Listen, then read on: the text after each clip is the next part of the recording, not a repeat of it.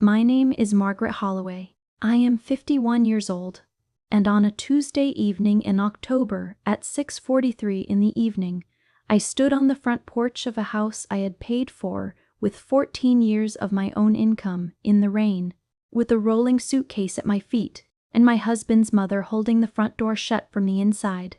The rain was not heavy. It came down in that quiet, indifferent way that makes everything feel lonelier than it already is. I had been told, through the closed door, to find somewhere else to sleep. I had been told that this was not my house and that it never had been. I did not knock again. I did not raise my voice. I did not cry. What Eleanor Holloway did not know, what my husband Dennis did not know, was that my name alone appeared on the $1.2 million mortgage for that house. Not Dennis's name, not Eleanor's name, mine. The deed, the loan, the title, the insurance policy. All of it traced back to a single signature, Margaret Ann Holloway. The house was mine. The rain was just rain. And what happened next changed everything. This is that story. I met Dennis Holloway in the spring of 2002 at a fundraising dinner for a children's literacy nonprofit, where I was volunteering as a grant writer. He was 34 years old. I was 28. He wore a navy blazer that was slightly too large for his shoulders, and he laughed too loudly at his own jokes. And I found both of those things charming in a way that I would later understand said more about where I was in my life than about who he actually was. Dennis was a sales manager for a regional office supply distributor based in Dayton, Ohio. He was likable in the way that people who are very good at selling things are always likable. Warm, attentive, quick to make you feel seen. He had a solid income, around $68,000 a year back then, and a pleasant one-bedroom apartment near the University District, and a mother named Eleanor who called him every single day at 8 in the morning without fail. I should have paid more attention to the phone calls. We married in September of 2005. The wedding was small, 41 guests, a restored barn venue outside Columbus, white dahlias on every table because they were my grandmother's favorite flower. My parents were there. My older sister Diane was my maid of honor. Dennis's sister Lynn and her husband Carl flew in from Denver. Eleanor sat in the front row on the groom's side and spent the entire ceremony with an expression that I can only describe as watchful. Not warm, not tearful. Watchful. Like she was cataloging everything for a report she planned to file later. I worked in corporate finance. I had a degree in accounting from Ohio State and a master's in financial management from Case Western Reserve University, and by the time Dennis and I married, I was a senior financial analyst at a mid-sized healthcare administration company in Columbus. My salary that year was $94,000. Dennis was earning $72,000. Neither of us talked about money in a calculating way. We pooled resources, split household costs, and saved together, or so I believed. We bought our first home in 2008, a 3-bedroom Craftsman in a neighborhood called Marble Cliff on the western edge of Columbus. The purchase price was $340,000. My credit score was 791. Dennis's was 644. Depressed by 2 credit cards he had let slip during a relationship prior to ours. The mortgage was written in my name. We agreed on this practically, without drama. I would be the primary borrower. He would contribute equally to the monthly payment. That was the agreement. Eleanor never knew this. Dennis never told her. And I, operating in good faith in the early years of a marriage I believed in, never thought to raise the subject. The pattern began early, but I didn't have language for it at first. Eleanor visited 4 times a year, once in January, once in April, and twice in the fall for reasons she never fully explained. Each visit lasted between 8 and 11 days. During those visits, she rearranged my kitchen. Not dramatically, not loudly. She would simply move things. The coffee mugs would migrate to a different cabinet. The wooden cutting boards I kept near the stove would appear stacked in a hallway closet. She would replace my dish soap, my laundry detergent, my brand of paper towels with the brands she preferred. She never asked. She never mentioned it. She simply did it, and when I quietly moved things back, she would move them again 2 days later. When I pointed this out to Dennis, gently, the first time, he said, "She's just trying to help Maggie. She's that way with everyone." The second time he said, "She's older. It's not worth making a big thing out of." By the third time, he had stopped responding at all. And I understood that the conversation was not one he was willing to have. The more significant pattern came in how Eleanor spoke about the house itself. She referred to it, always, as Dennis's house. Never our house. Never Margaret's house. Dennis's house. "I love what you've done with Dennis's kitchen," she would say, running her finger along my countertop as though appraising a property she had a stake in. Or, "The yard at Dennis's place is really coming along." Or, at a family gathering once, to her sister on the phone in our hallway, "You should see the place Dennis has now. You'd love it." It was consistent, it was total. And it was delivered with such casual, unblinking confidence that correcting it began to feel pedantic, began to feel as though I was the one being unreasonable. I remember one afternoon in the fall of 2013, our 5th year in that house. Eleanor and I were sitting at the kitchen table while Dennis was out running errands. She was looking out the window at the backyard, where I had spent the previous spring planning and planting a perennial garden along the entire fence line. Purple coneflowers, black-eyed Susans, tall blue salvia, catmint, and a row of climbing roses at the far corner. I had designed the whole thing myself using graph paper and a gardening encyclopedia, ordered the plants from a specialty nursery in Traverse City, Michigan, and put every single one of them in the ground with my own hands over the course of 3 consecutive weekends in May. Eleanor looked at that garden for a long moment. Then she said, "Dennis should really think about putting a fence extension on the left side. It would look more balanced." Not, "What a beautiful garden." Not, "You must have worked so hard." Not even a question about what I had planted. "Dennis should think about it." I looked at her. I said quietly, "I planted that garden." She turned from the window, looked at me with that watchful expression, calm, appraising, and said, "I know you did, dear." And then she went back to her tea. That was all. That was the whole exchange. But something in me registered it as a kind of verdict, a formal, if silent, ruling on what my contributions were and who they ultimately belonged to in Eleanor's accounting of the world. I filed it away. I am thorough by nature. Filing things away is something I have always been good at. The years moved.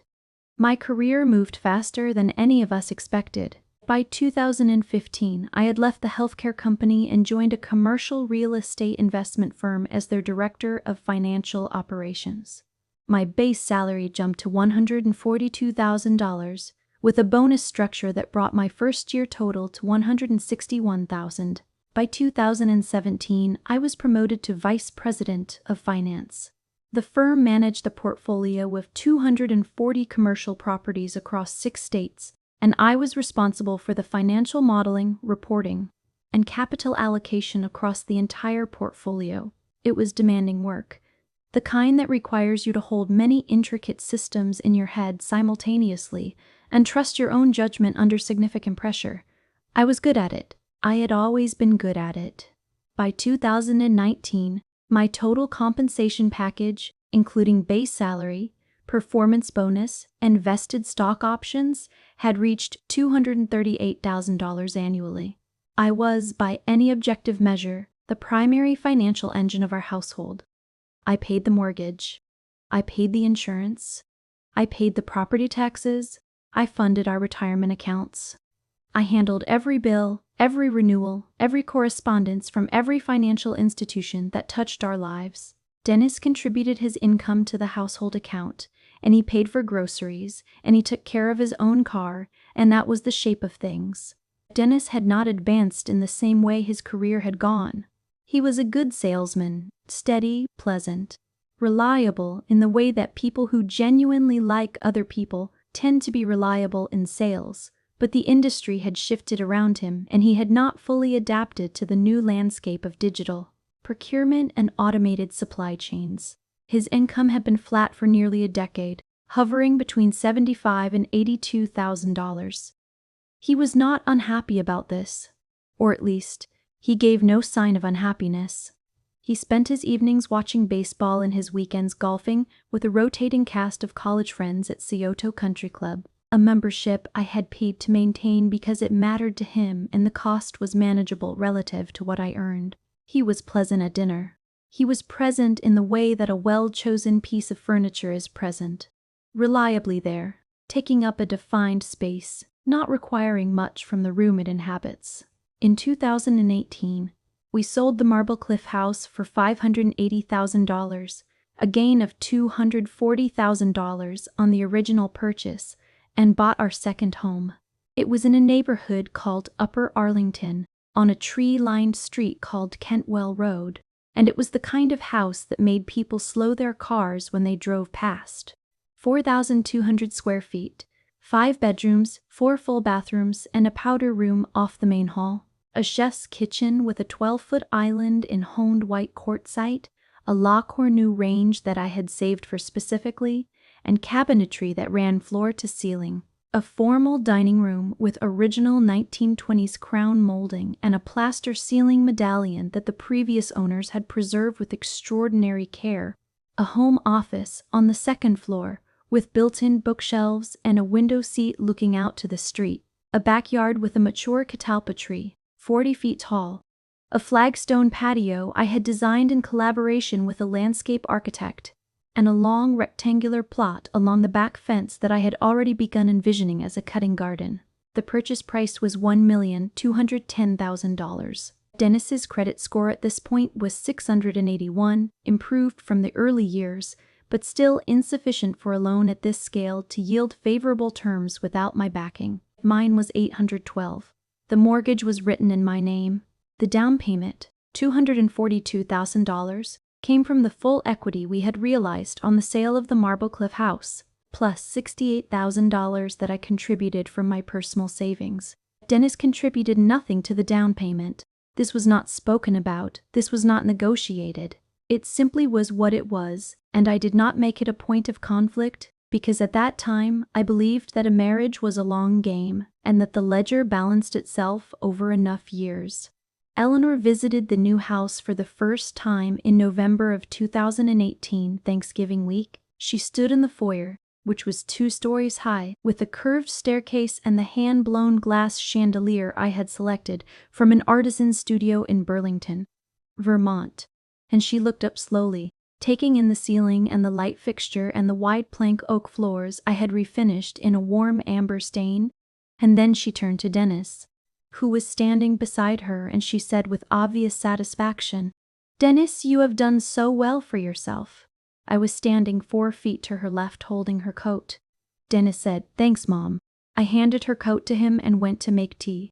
But something in me, in that moment, underwent a shift that was quiet and irreversible. I felt it happen the way you feel a lock engage in the dark, not with drama, not with noise, but with a definitive, unmistakable click. In the years that followed in the Kentwell Road house, Eleanor's visits grew steadily longer.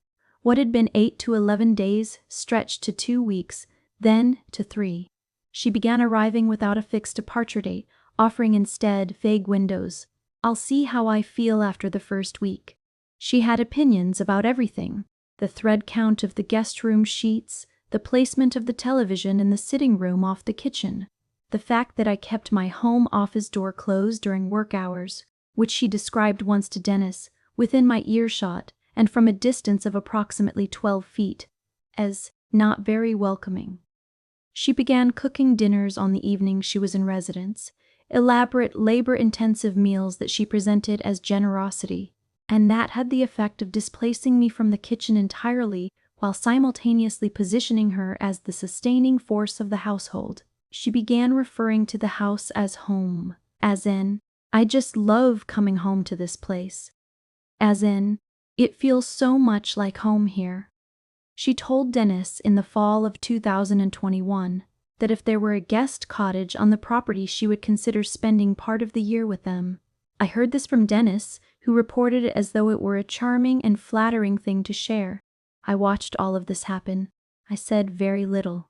I had learned with the patience that comes from years of careful observation that raising these things with Dennis had never once changed them, and that the cost of raising them was always paid by me while the underlying dynamic remained exactly as it had always been. And so I watched. I cataloged.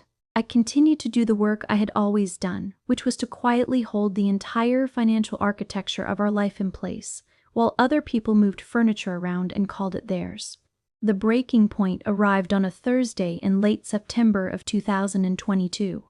It was not a dramatic moment. In fact, that was the thing about it. It was not loud. It was not a fight. It was a Thursday afternoon.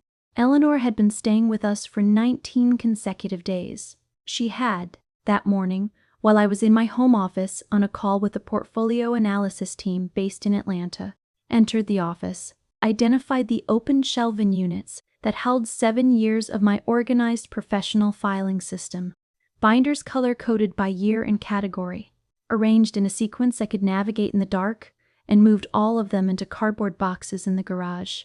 She had done this, apparently, because the shelves looked cluttered, and she wanted to make the space look cleaner. Dennis had relayed this to me, gently, standing in the doorway of the now bare office, as though it were a piece of mildly inconvenient but essentially neutral news. Those binders held client records, tax documentation, confidential financial reports, working models for ongoing capital projects. They were not decorative. They were not clutter. They were my work, representing years of accumulated professional documentation that I was legally and professionally responsible for maintaining. I looked at the empty shelves. I looked at Dennis. I said, "Please tell her not to go into this room." He said, "Maggie, she was just trying to help." I did not respond to that. I went for a walk around the block. I went around twice. The second time I walked more slowly. I looked at the trees, which were beginning to turn. The maples in particular had started their slow blaze of orange and red, and I thought very carefully and very clearly about 14 years of kitchens rearranged, of houses that belonged to Dennis, of chandeliers I had chosen being invisible in rooms I had bought. I thought about my name on a mortgage document that no one in my own house seemed to know existed. When I came back inside, I made myself a cup of tea, and I sat at the kitchen island, and I made a decision. It was not a loud decision. It did not feel like resolve or rage or determination in any cinematic sense. It felt more like relief. The quiet, complete relief of finally knowing exactly where you are and where you are going. I was going to protect myself. I was going to construct a legal and financial record so complete, so accurate, so undeniable, that no amount of revisionist narration could touch it. And I was going to build it in total silence. The first call I made was to my personal attorney, Susan Park, the following morning. Susan had handled my estate planning and had drafted my professional power of attorney several years prior. She was meticulous, composed, and had a particular gift for organizing complicated financial realities into clear, manageable structures. We met at a small cafe on High Street that following Wednesday morning, and I laid out everything. The mortgage, the title, the full history of my financial contributions to both properties, Dennis's non-contribution to the down payments, the trajectory of the marriage, the pattern of the last several years with Eleanor. I brought a folder of documents. I spoke for perhaps 45 minutes. Susan listened without interrupting a single time. When I finished, she set down her espresso cup, folded her hands, and said, "Margaret, you have significantly more leverage than you may realize." She was right. Over the next 3 months, October, November, December of 2022, I built what I came to think of privately as the record, not with any specific legal action in mind yet, but with the understanding that clarity is its own form of protection, and that clarity on paper is the strongest kind there is. I pulled together every financial document related to the Kentwell Road house, the original mortgage agreement from 2018, the title deed, the homeowner's insurance policy, the property tax records for every year, the closing statement from the purchase, every refinancing notice, every escrow communication, all of it in my name alone, or in my name as primary borrower. I organized these documents into a secure digital archive stored in a password-protected cloud account and a physical binder kept in a locked drawer in my office at work, 40 minutes from home. I also, during this period, began quietly reorganizing my personal financial life in ways that were entirely legal and entirely within my established rights. I had maintained a personal savings account throughout our marriage, a practice my mother had instilled in me almost reflexively, the way some women keep emergency cash folded into the lining of a winter coat. That account had grown steadily over the years due careful saving from bonuses, stock option liquidations, and disciplined monthly transfers. By October of 2022, it held $412,000 that Dennis did not know about. I did not add to it deceptively. I simply stopped mentioning it and let it continue to accumulate in peace. In November, I scheduled a consultation with a financial advisor who specialized in divorce asset division. Not because I had decided to divorce Dennis, not yet, not with certainty, but because I believed that knowing my position was its own form of preparation, and that prepared people make better decisions than surprised ones. Her name was Rebecca Cho, and she worked out of a clean, glass-walled office in a business park off Olentangy River Road in Dublin. She was precise, organized, and deeply familiar with the particular financial architectures that develop when one spouse out-earns the other by a significant margin over a long marriage. We met twice in November and once in early December. She walked me through every scenario with a patient thoroughness that I found genuinely comforting, the way an accurate weather forecast is comforting even when the news is rain. She confirmed what Susan had suggested. I was in a stronger position than I had allowed myself to understand. Meanwhile, at home, life continued with complete surface normalcy. Eleanor extended her stay through Thanksgiving and into the first week of December. She prepared the holiday meal, a 22-pound turkey, cornbread stuffing with sausage, roasted Brussels sprouts with pancetta, sweet potatoes with a maple glaze, a green bean casserole, 2 pies, a cranberry orange relish from a recipe her own mother had given her. The table was full. Dennis's sister Lynn and her husband Carl were there with their 2 teenage daughters. Dennis's college friend Robert and his wife joined as well, totaling 11 people around the table I had bought for the dining room I owned. Eleanor received the compliments on the meal with gracious warmth, the composure of a woman entirely at home in her element. And I sat at one end of the table looking down its length and thinking, with great clarity, they do not know what I know. They do not know what this table actually is. In January of 2023, I made another move. I contacted our mortgage servicer directly and formally updated all contact and notification preferences on the account. All correspondence, monthly statements, insurance renewal notices, tax escrow communications, rate adjustment notifications, everything would be directed exclusively to my personal email address and my office mailing address, not the Kentwell Road address, not any shared digital space, mine alone. This was my right as the sole borrower of record. I exercised it without fanfare on a Tuesday afternoon during my lunch break in a phone call that lasted 11 minutes. In February, Susan Park and I began work on what she called a declaration of sole financial interest, a notarized affidavit establishing and precisely timestamping the full history of my financial contributions to the Kentwell Road property from the date of purchase through the present, every mortgage payment, recorded and sourced to bank statements, every homeowner's insurance premium, every property tax disbursement, every utility payment traceable to my personal or professional accounts, every repair, renovation, and improvement supported by contractor invoices and credit card records. The document took 6 weeks to compile and ran to 31 pages. I signed it on a Tuesday afternoon in late March. I had a cup of green tea cooling at my elbow while I worked through the signature pages.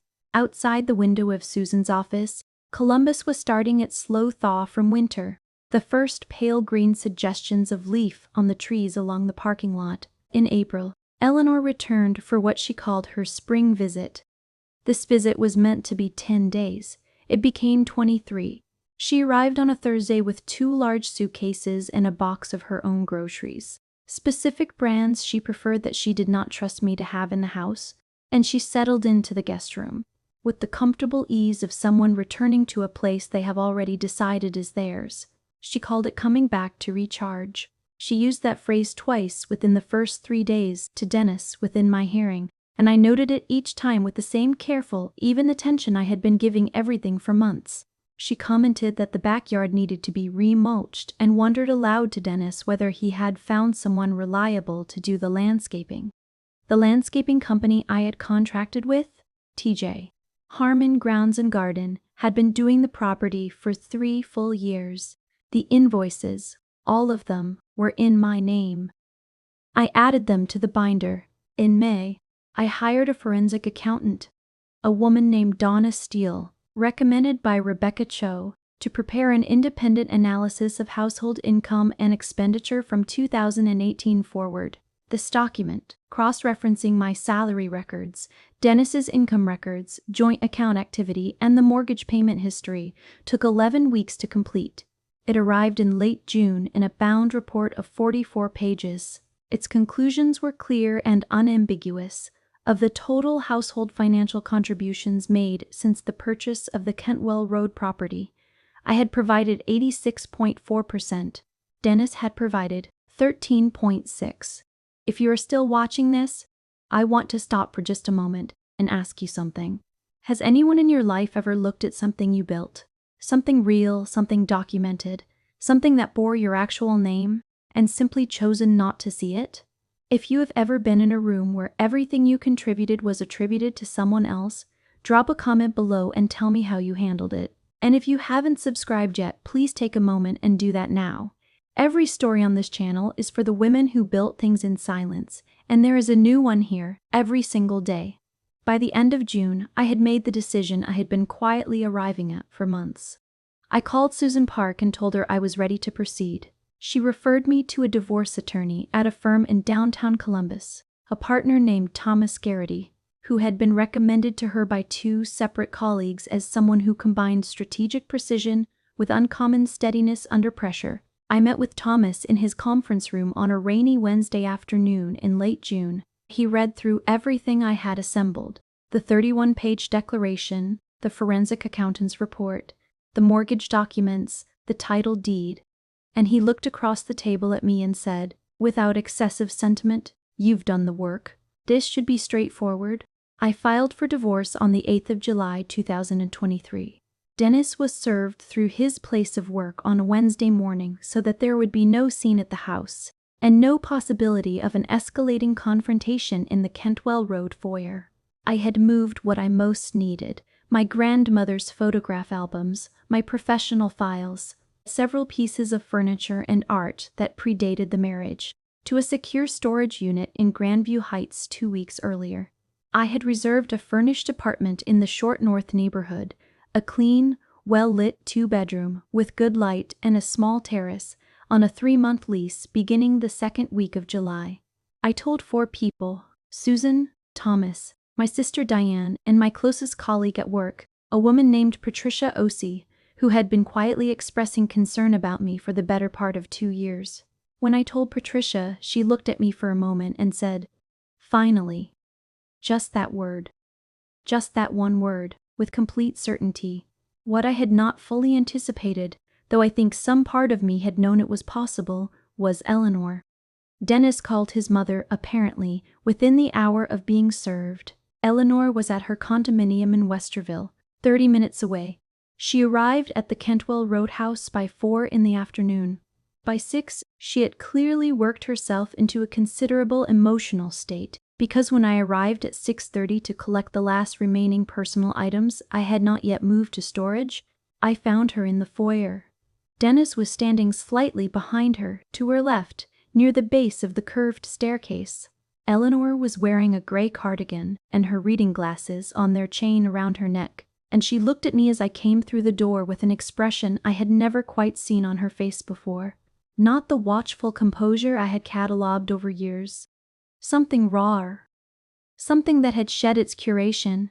She said, loud enough that I could hear it clearly from 10 feet away, loud enough that I suspect the neighbor's entryway light that blinked on across the street was triggered by something other than motion. "You have some nerve coming back into this house after what you have done to my son." I set my bag down on the foyer floor. I set it down slowly, deliberately. I said, "I live here, Eleanor." She said, "Not anymore, you don't. This is Dennis's house. It has always been Dennis's house. You have no claim here. None at all. You never did." Dennis said nothing. I looked at him. I let myself look at him for a long moment, really look, in a way that felt final and honest. Then I looked back at Eleanor. I said, "I'll come back tomorrow for the rest. You may want to read the mortgage documents before we have this conversation again." She stepped forward toward the door. She held it open in the way that someone holds a door open when they intend it as an eviction, arm extended, chin lifted. "The architecture of a woman who has decided," she said. "I suggest you find somewhere else to sleep tonight, because you are not welcome in this home." I picked up my bag. I looked at Dennis one final time. He was looking at the floor. His hands were in his pockets. I walked out. The door closed behind me. The rain had started while we were talking, that quiet, indifferent October rain, and I stood on the wide front porch with my rolling suitcase and the rain on my face, and for a long moment I simply stood there. I let it happen. I let the moment be exactly what it was. I didn't cry. I didn't knock again. I didn't call anyone to vent or to be consoled.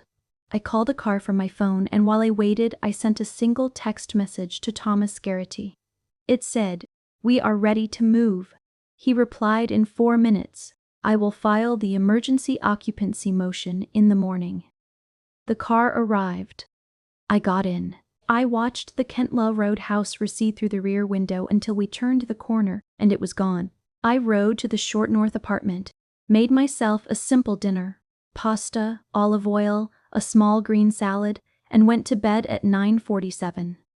I slept better than I had slept in years. Thomas Garrity filed a motion to establish exclusive occupancy rights the following morning. The basis of the motion was simple, entirely supported by the documentary record and not dependent on any contested interpretation of events. I was the sole borrower on the mortgage. Every mortgage payment made since the date of purchase had been made from accounts in my name or in my name as primary. The deed was in my name. The 31-page declaration of solely financial interest was attached as a primary exhibit. The forensic accountant's report was attached as a secondary exhibit. The motion also requested a formal legal accounting of any financial contributions Dennis might claim to have made toward the property. His attorney, a man who appeared, based on subsequent events, not to have been fully briefed on the scope of the documentary record before accepting the case, submitted an affidavit asserting that Dennis had contributed to the household in an equal and ongoing way throughout the marriage, and that the property should therefore be considered marital property subject to equitable distribution. Thomas's response was a 22-page filing that included complete bank records, wire transfer histories, mortgage payment confirmations, account deposit statements, and Donna Steele's forensic accounting report. The summary column was exact. In 5 years of ownership of the Kentwell Road property, I had contributed $291,400 in direct mortgage payments. Dennis had contributed, across irregular deposits into the joint household account that could be partially attributed to housing costs, approximately $43,800, just under 15% of the total. Dennis's attorney did not challenge these figures. 3 weeks after I had stood in the rain on my own front porch with a suitcase at my feet, I received the court order granting me exclusive occupancy of the Kentwell Road property for the duration of the divorce proceedings. The paperwork was delivered by a Franklin County Sheriff's deputy to the house on a Friday afternoon at 2:15.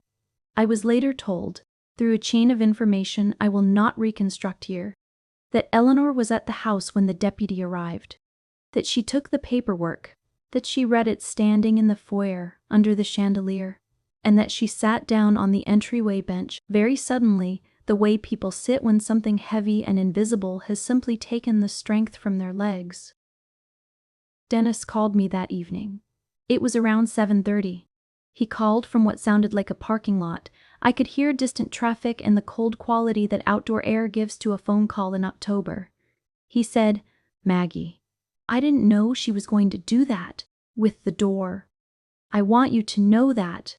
I said, "I know you didn't stop her, Dennis." There was a pause that went on long enough to have its own texture. He said, "Can we talk? Not through the lawyers, just talk. The way we used to." I sat with that for a moment. There was something in his voice that I recognized. A genuine thing, not performance, not strategy. It made something ache faintly in me that I did not try to name. I said, "Thomas Garrity's contact information is on the paperwork you received. Have your attorney reach out to him." He said, "I mean just us, Maggie. Like we used to be." I said, "I hope you're doing all right, Dennis. I genuinely do. But that conversation isn't one I can have right now." And I ended the call. And I sat for a while in the quiet of the short north apartment, with the city moving gently outside the window, and I let myself feel whatever was there to feel, which was complicated and real, and mine alone. I want to be honest about this part, because I think it is the part that gets left out of stories like this one, and because I think it matters. The grief of ending a marriage is not simple even when the ending is right, even when the documents are perfectly ordered and the legal position is unambiguous and the right decision is the obvious one. There is still the life that existed inside all of it. The ordinary Tuesday dinners, the comfortable silence of two people watching rain from the same window, the specific shorthand that develops between two people over 2 decades together. You do not mourn those things because the marriage was good. You mourn them because they were real, regardless of everything else that was also real alongside them. I gave myself the full month of October to feel all of it. I walked along the Olentangy River Trail in the mornings before work. I cooked things I had always wanted to cook, but had never made because Dennis did not prefer the ingredients. A Moroccan lamb tagine with preserved lemons, a French onion soup that took most of a Sunday afternoon, a complex Thai curry that required a trip to 3 different grocery stores. I called my sister Diane on Sunday evenings and let the conversations go wherever they needed to go. I read novels, which I had largely stopped doing somewhere in my late 30s when work had consumed most of my reading hours. I slept well. I woke up most mornings with a feeling I can only describe as spaciousness, a sense of having more room inside myself than I had known in a very long time. I also called my colleague Patricia Osei twice that month, not about the case but simply to talk, in the way that friends who have known each other through difficult years sometimes need to talk without an agenda. Patricia had been a quiet and steady witness to the gradual dimming of something in me over the years, even when she could not name it precisely, and she had remained present in a way I have not adequately acknowledged when it was ongoing. I told her that during one of those calls. She said, "You don't owe me acknowledgement, Margaret. I just stayed because you're worth staying for." I wrote that down when I hung up. I kept it. Dennis called 2 more times in October. The first call I let go to voicemail. He did not leave a message. The second time I answered, and we spoke for 12 minutes, and the conversation was civil and sad in the way that conversations between people who once meant something to each other tend to be when they now inhabit different legal realities. He asked if there was anything he could do to change my mind. I told him honestly that there wasn't. He asked if I would be willing to have dinner with him once, to talk properly. I told him I did not think that would serve either of us well at this point. He said he understood, and I believed him, and we ended the call without hostility, which is perhaps the most that 2 people in that situation can reasonably ask of themselves and each other. His attorney contacted Thomas in November with the first round of settlement proposals. They were, in Thomas's assessment, significantly more reasonable than he had anticipated given the opening posture of the case. Dennis had clearly been advised about the scope of the documentary record. He was not going to contest the house. The question was the settlement figure for the liquid joint assets, and that negotiation carried through all of November and the first 2 weeks of December, conducted entirely through counsel with no direct contact between Dennis and me during that period. We reached the final agreement on the 19th of December. $214,000 from the joint investment account to Dennis. Everything else, the house, the mortgage, the accumulated equity, my personal accounts, my retirement accounts, my professional assets, remained mine in full. Eleanor called 4 days later from her Westerville number. I let it go to voicemail. The message was 5 minutes and 42 seconds long. It moved, as I listened to it later, through several distinct registers. Justification first. She had been upset. She had been worried for her son. She had spoken in the heat of the moment, then reframing. She had always considered me family, had always wanted what was best for everyone in the household. Then something adjacent to, but not quite reaching, an apology. She was sorry if her words had been hurtful. She had not meant for things to escalate in this way. I listened to it once, from beginning to end, with a cup of chamomile tea on the counter beside me. Then I saved it to a folder Susan Park had designated for all incoming communications related to the case. I did not call back. I want to say something about that voicemail, because I have thought about it often in the time since. Eleanor was not, I think, a simple villain. She was a woman who had built her entire understanding of her son's life around a story, a complete, consistent, internally coherent story, in which Dennis was the central figure and I was a pleasant and useful supporting character who had happened to be present during his success. That story was so total, so long maintained, that I believe she genuinely could not see me, not as a woman who had underwritten a $1.2 million home, not as a woman who had planted the perennial bed along the fence, designed the patio, chosen the chandelier, organized the files, carried 86% of the household's financial weight for 14 years. I was not in her version of the story. And it is very difficult to fight for your place in a story in which you have never been included. But here is what I have come to understand, and it is the thing I most want to say to you. You do not have to fight to be in someone else's story. You only have to be clear about the documents, because the documents do not have a narrative. They do not favor anyone. They do not get confused or sentimental or defensive. They simply record what happened in exact figures and exact dates, and they hold that record with a patience that outlasts every argument, every revisionist retelling, every loud claim made in a foyer on a rainy October evening. The divorce was finalized on the 14th of March, 2024. After extensive negotiation and a complete review of the forensic accounting, Dennis received a cash settlement of $214,000 drawn from a jointly held investment account, a fair and clean resolution that Thomas and I had agreed upon based on his actual documented contributions to our joint financial life. He made no claim on the house, because no legally defensible claim on the house was possible. His attorney, to his credit, had been realistic with him about this. Dennis signed the settlement agreement on a Tuesday afternoon. His attorney reported, when Thomas followed up afterward, that Dennis had been quiet throughout the signing session, and that when it was done, he had held the pen in his hand for a moment before setting it down on the table. I do not know what he was thinking in that moment. I have chosen not to speculate. I returned to the Cantwell Road house in November of 2023, once the exclusive occupancy order was in full effect and the property was legally and practically mine alone. I walked through every room. I stood in the kitchen and looked at the 12-foot island.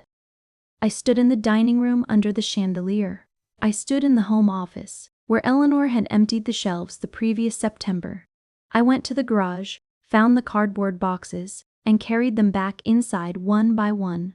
I restocked the shelves in the correct color-coded sequence. I stood back and looked at them for a moment. Then I cut 4 cauliflowers from the perennial bed.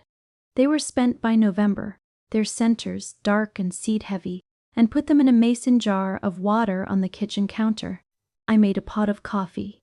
I stood at the kitchen window in the early afternoon light and looked out at the catalpa tree, which had dropped most of its leaves, and stood in its great bare patience against the gray sky. The perennial bed was quiet and brown and done for the season, but I knew exactly what was underground, waiting. I planted new bulbs along that bed the following October, before the first hard freeze. Tulips, alliums, Spanish bluebells in a long row at the back. They are underground right now, in the dark, doing the invisible work that everything eventual must first do in private. I find I understand them completely. Here is what I want to say to you if you are standing where I once stood.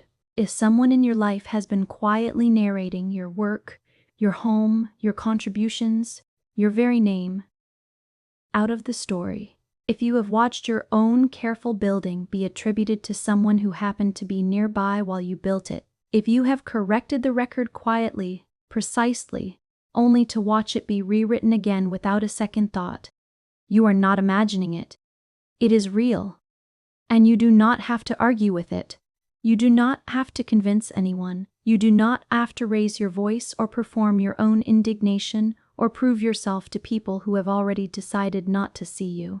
You only have to know your own record. Protect it carefully. Document it precisely. Keep it somewhere safe. And when the moment comes, and it always comes, let it speak on your behalf. The house on Kentwell Road is mine. It was always mine.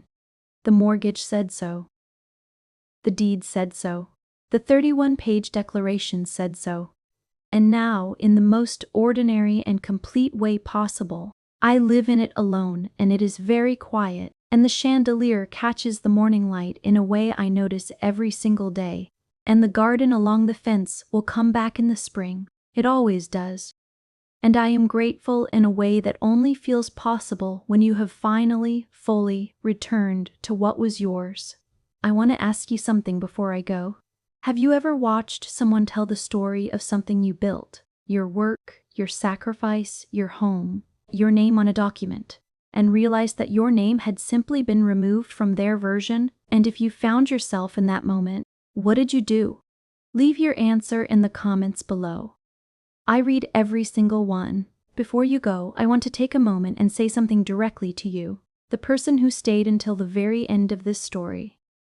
Thank you. Not in a passing, obligatory way, but with genuine gratitude, the kind that is specific and earned. You gave your time and your attention to a story told in quiet, and quiet stories ask more of a listener than loud ones do. If something in Margaret's story reached something in you, if it gave language to a thing you have been carrying without a name for it, then this episode has done exactly what it was made to do. We believe that the women who built things in silence, who signed the documents, planted the gardens, held the households together, and were still somehow invisible in the room, deserve to have their stories told, clearly and without apology. That is what we are here for, every single day. If you are new here, please subscribe. If you have been here a while, share this with someone who needs to hear it today. There is a new story here tomorrow, and we will see you then.